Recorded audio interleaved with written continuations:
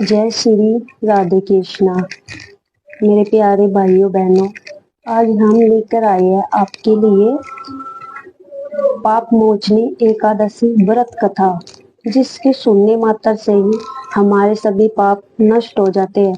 पाप मोचनी का मतलब ही क्या है? पापों का नाश करने वाली।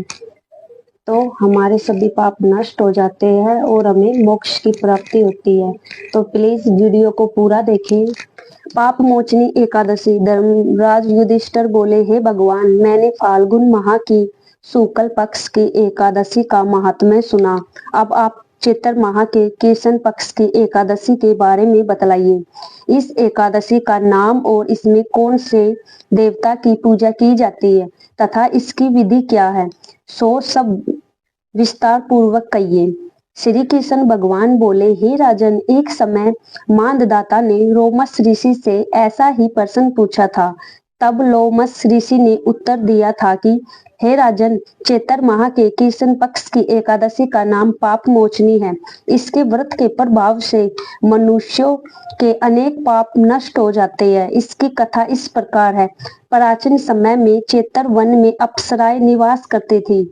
वहां हर समय बसंत रहता था। उस वन में एक मेधावी नामक मुनि तपस्या करते थे। वे शिव भगत थे। एक दिन मंजू गोसा नामक एक अप्सरा उनको मोहित करने के लिए सितार बजाकर मधुर मधुर गाने गाने लगी। उस समय शिव के शत्रु अनंग कामदेव भी शिव भगत मेधावी मुनि को जीतने के लिए तैयार हुए। कामदेव ने उस सुंदर अप्सरा के भ्रू को धनुष बनाया, कटाक्ष को उसकी प्रत्यक्षा डोरी बनाई, उसके नेत्रों को उसने संकेत बनाया और कूचों को कूरी बनाया। उसने मंजू गोसा अप्सरा को सेनापति बनाया। इस तरह कामदेव अपने शत्रु भगत को जीतने को तैयार हुआ। इस समय मेधावी मुनि भी युवा तथा हष्ट पुष्ट थे। उन्होंने यज्ञोपवीत तथा दंड धारण कर रखा था। उस मुनि को देखकर मंजू गोसा ने धीरे धीरे मधुर वाणी से वीणा पर गाना शुरू किया। मेधावी मुनि भी मंजू गोसा के मधुर गान पर तथा उसके सौंदर्य पर मोहित हो गई। वह अप्सरा उस मुनि को कामदेव से पीड़ित जानकर आलिंगन करने लगी। वह मुनि उसके सौंदर्य पर मोहित होकर शिव रहस्य को भूल गए और काम के वशीभूत होने के कारण उन्हें दिन और रात्रि का कुछ भी ध्यान न रहा।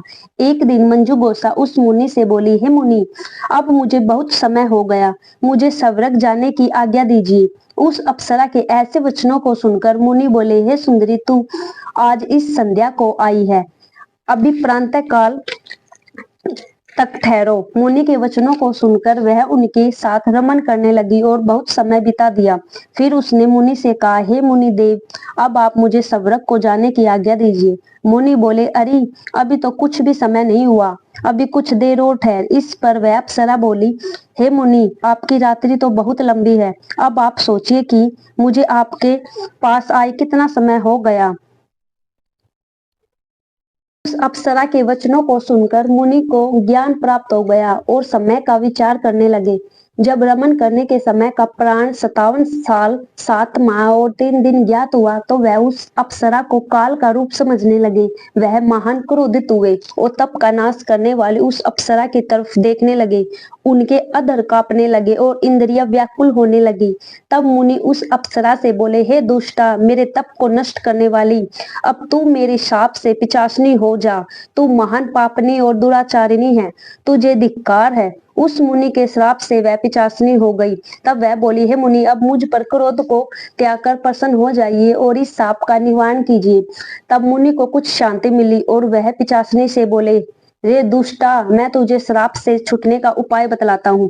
चैत्र माह के कृष्ण पक्ष की जो एकादशी है उसका नाम पाप मोचनी है। उस एकादशी का व्रत करने से तेरी पिशाचनी की देह छूट जाएगी। इसी प्रकार मुनि ने उसको समस्त विधि और आदि बतला दी और अपने पिता च्यवन ऋषि के पास गए। च्यवन ऋषि अपने पुत्रों को देखकर बोले, रे पुत्र, तूने यह क्या किया? तेरे समस्त तप नष्ट हो गए। मेधावी बोले, हे पिताजी, मैंने बहुत बड़ा पाप किया है, आप उससे छूटने का कोई उपाय बतलाइए। च्यवन ऋषि बोले, हे तात, तुम चैत्र माह के कृष्ण पक्ष की पाप मोचनी नाम की एकादशी का विधि कथा सार इस कथा से स्पष्ट है कि देह जन्य आकर्षण अधिक समय तक नहीं रहता। देह के लोभ में पड़कर मेधावी ऋषि अपने तप संकल्प को भूल गए। इस घोर अपराध माना जाता है, किंतु भगवान विष्णु की पाप मोचनी शक्ति इस घोर अपराध के पाप से भी सहज ही मुक्ति में दिलाने में सक्षम है। जो प्राणी सद कर्मों का संकल्प करके बाद में लोभ, लालच और भोग विलास के वशीभूत होकर अपने संकल्प से गिर जाते हैं, वे घोर नरक के अपराधी होते हैं। किंतु पाप मोचनी सभी पापों से मुक्त करके प्राणी को स्वर्ग का अधिकार बना देती है। जय सत्यनारायण भगवान की। हे सत्यनारायण भगवान, आपकी सदा ही जय जयकार रहे। जय श्री कृष्णा, राधे राधे, जय श्री श्याम, हर हर महादेव।